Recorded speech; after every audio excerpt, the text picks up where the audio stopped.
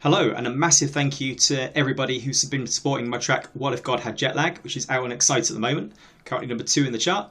And I want to do a little bit of a deep dive into how the track came around. If that's something that's interesting, please carry on watching. If not, then I wouldn't bother with the rest of this video. It might be quite a long one. Right, so first of all, I had a riff from Charlie Goddard's sample pack that Charlie did years ago. It was Charlie Melody 07 in, he said key of A, it's actually in A minor. And that sounds like this. Let's put that on there.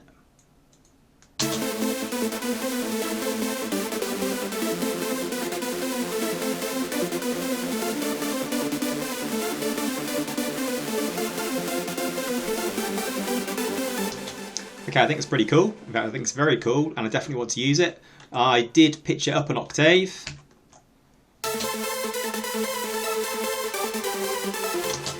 So something like that.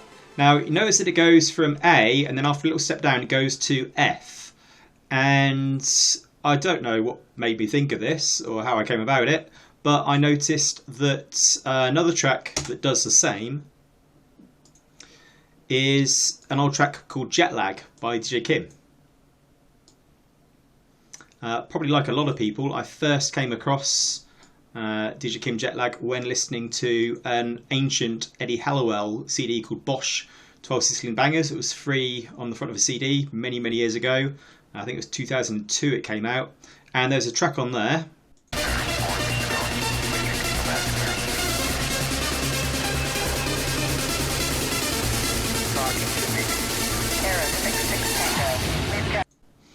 called DJ Kim Jetlag. And so the riff, it's an Alfie Bamford recreation, and it sounds like this.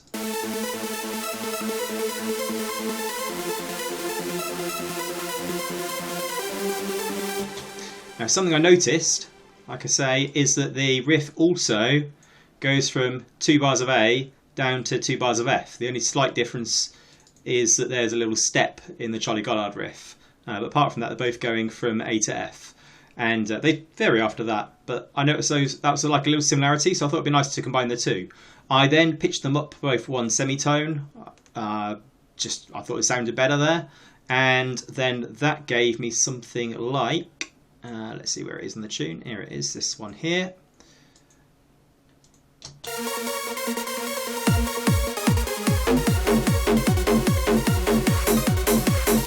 Also put some little stabby things on it and some pads. The pads are courtesy of a Kenny Hayes preset.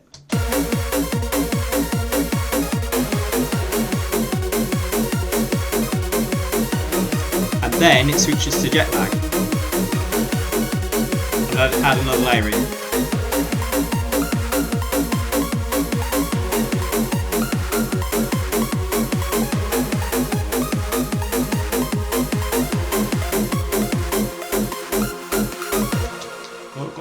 Reverse donks muted.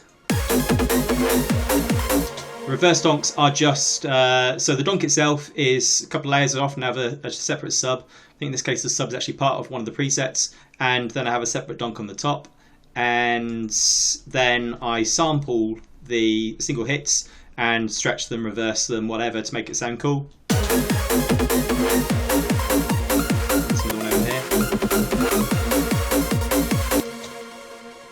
Okay, once I had that, I then want to do something a little bit different in the breakdown. Well, actually, I'll go back to the overall structure. So it starts off using the Charlie Goddard riff, and that's what I've got on the intro. I'll unmute the other layers. Just a bit of acid here.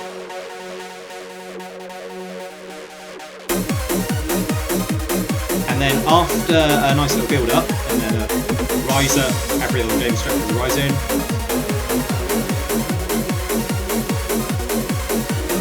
Then a little hoover.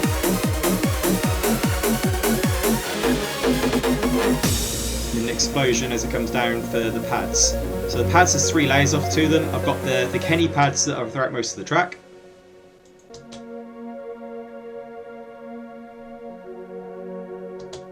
This is probably a sub pad. Oh no, it's not.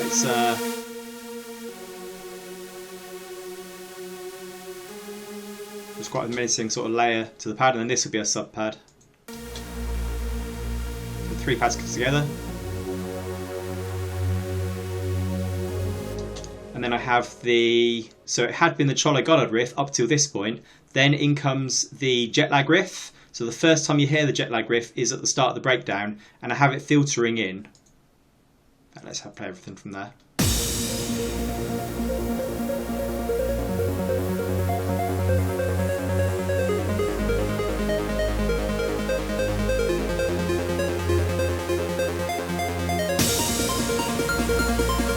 It's just the same thing octave higher.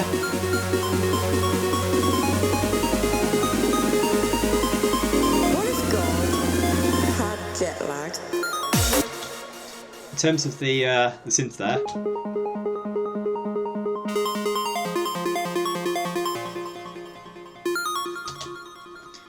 so I'm a big fan of 8-bit. My SoundCloud name actually has 8-bit Alan James, and yeah. So I've got some 8-bit in there for the breakdown. It's quite subtle. Once everything else is there, it's not like really obvious 8-bit, I think anyway. The 8-bit is only there for the breakdown. Then it goes away again when the riff kicks in. So when it kicks in, it goes back to the Charlie Goddard riff.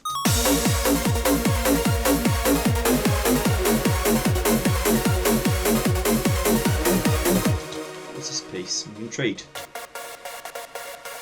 Alright, some fairly dry stabs, but although they're dry when you isolate them, with everything else I think they sound cool, and they're quite sort of in the background.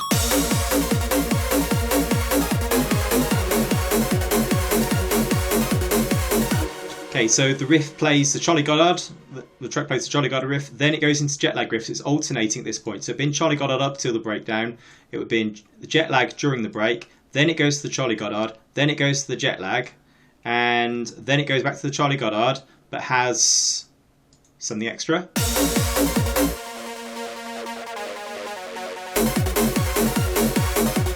Actually, I'd say it's something extra. It's just the acid again.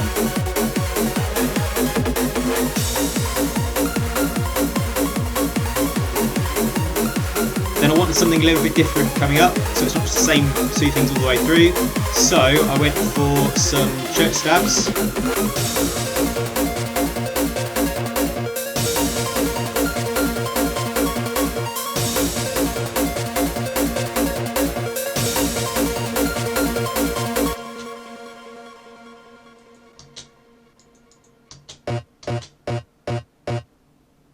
Yeah, there's the little church stab.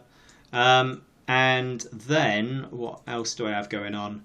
I think over here, yes, now this is my favourite part of the track. So we've had some Charlie Goddard, we've had some Jetlag, it's done sort of each of the 2 riffs goes through, but then I play the Charlie Goddard riff for 2 bars, and then switch to the Jetlag riff for 2 bars, and then back to the Charlie Goddard.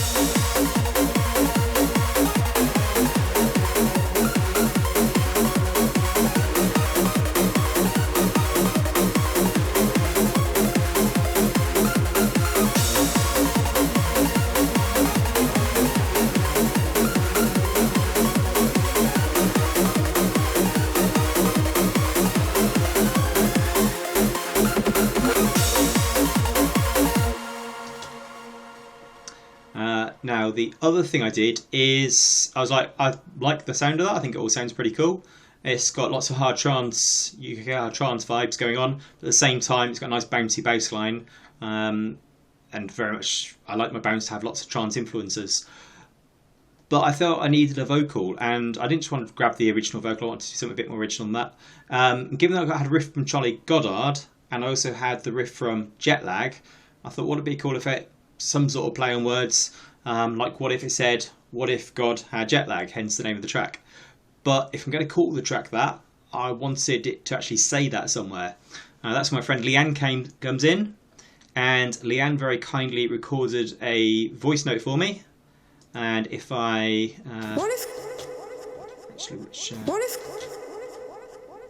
that's on channel 31. I'm just going to take the effects off channel 31 for a moment. Let's take all the effects off. What if God had jet lag? Okay, that's. I'll automate the volume slightly as well. What if God had jet lag? And then some EQ. What if God had jet lag? And some more EQ. What if God had jet lag? Look at the volume. The volume's a bit loud there. I don't know what I was doing there. It sounded alright in the mix. Maybe I then... What if God had... Yeah, there's a compressor that then cuts it right down. What if God had jet lag? So I was making it loud to make the quiet bits louder, and then I compress it to level out the volumes nicely. Then a de-esser. It's a real sample recorded on a phone, so it needs a little de-esser on it. What if God had jet lag? Yeah, just one little bit of sibilance, is it? Then some delay. What if God had jet lag? And some reverb. What if God had... And decapitator. What if God had jet lag? And a multi-band from Vengeance. What if God had jet lag? And then feeding into the track. What if God had jet lag?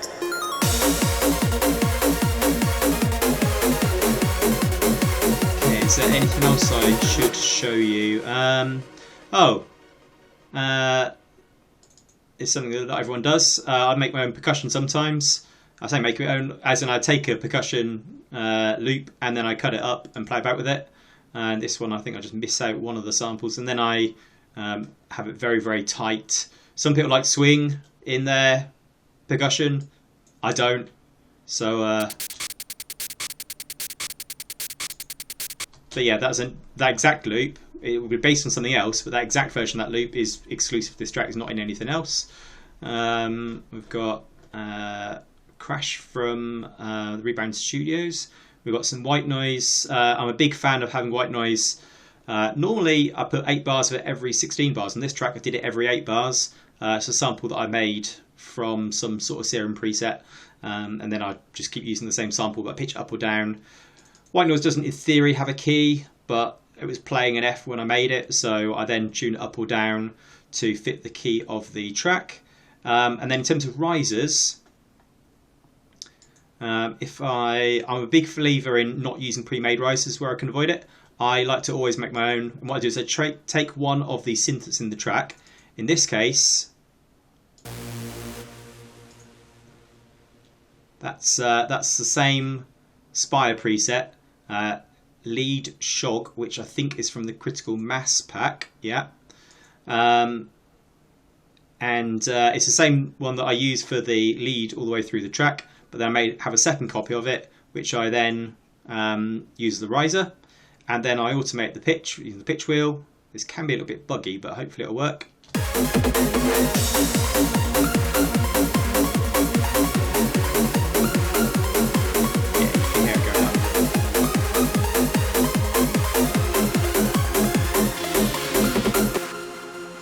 By itself it would be.